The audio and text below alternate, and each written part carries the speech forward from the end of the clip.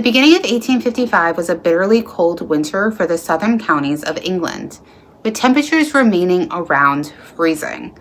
The cold would prevent the previous snow from melting, and each snowfall would add an additional layer of hardened snow. But the snow and the cold was not all the people of Devon, England needed to worry about, but possibly something more sinister. Hey, my name is Brittany, and welcome back to my channel. If you're not subscribed yet, it would mean so much if you would hit that subscribe button. And with that, let's dive back into our topic. On the evening of February 8th, 1855, Devon, England had a heavy downfall of snow. And the next morning, villagers around Exe Estuary would awake to something so frightening, many residents would stay in their homes, refusing to leave. What they saw were devil's footprints. The prints were 4 inches long and 3 inches wide, the stride being around 9 to 16 inches. They appeared in a strange single file line for 40 to 100 miles, depending on the source.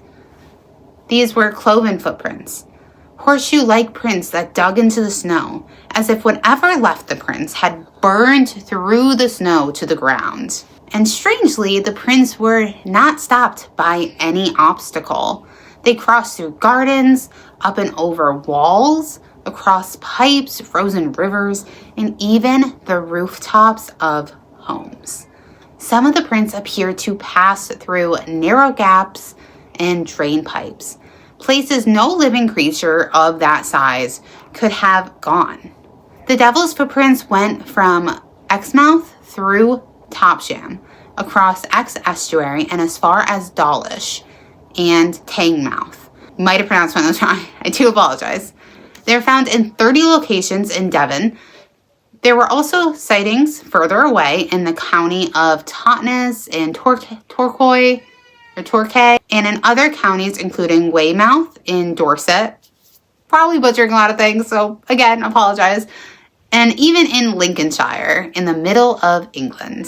A weekly newspaper that was running from 1845 to 1870 wrote an article about the strange event, saying the impressions of the foot closely resembled that of a donkey's shoe and measured from 1.5 inches to, in some instances, 2.5 inches across. Here and there, it appeared as if cloven. In the generality of the steps, the shoe was continuous, and from the snow in the center remaining entire, merely showing the outer crest of the foot. It must have been concave. The prints were left over the course of only 6 hours, which would have meant that the creature that left them was traveling around 70 miles an hour. The strange discovery caused widespread panic.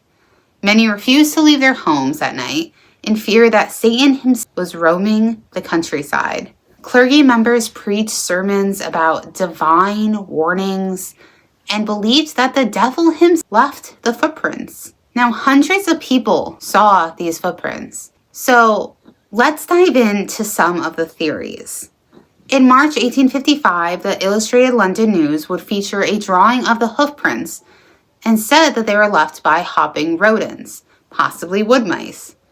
When these mice leap, they leave a larger mark, which would make sense for the size of the print, but not the distance. At the time, Reverend Musgrave had a letter published in the Illustrated London News, in which he had suggested that it was 2 kangaroos that had escaped from a house in Sidmouth, which is in the south of Devon.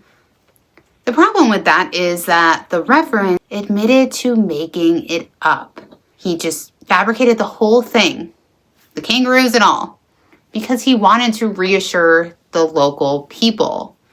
In July 1855, a biologist named Sir Richard Owen proposed the theory that the prints were left by a badger hunting through the snow and leaving marks. Another theory was placed by the author Geoffrey Household, suggesting an experimental balloon having accidentally escaped from the naval base nearby Devonport dockyard, and the prints in the snow were made by its morning shackles. This theory was doubted because of the strange route the balloon had taken, and the fact that it never got tangled in anything, it never got stuck during this really long journey. So the chances of that are pretty improbable. As of 1855, there have never been a conclusive answer as to what caused these tracks. Could it have been an animal, a balloon, or maybe even the devil himself? Let me know your thoughts in the comments down below. What do you really think caused these mysterious tracks that appeared overnight? Also, what would you do if you had awoke and seen these tracks? I would be very interested on what caused them. I see deer tracks all of the time in our yard, and I'm just fascinated. Oh my gosh, a deer crossed through here.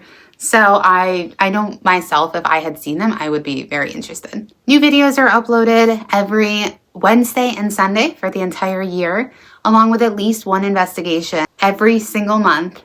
I also plan to go live at least once a month. And so make sure you like this video. Make sure you're subscribed. If you want to go ahead and share it, I'd be so appreciative. And until my next one, I love you guys. Bye.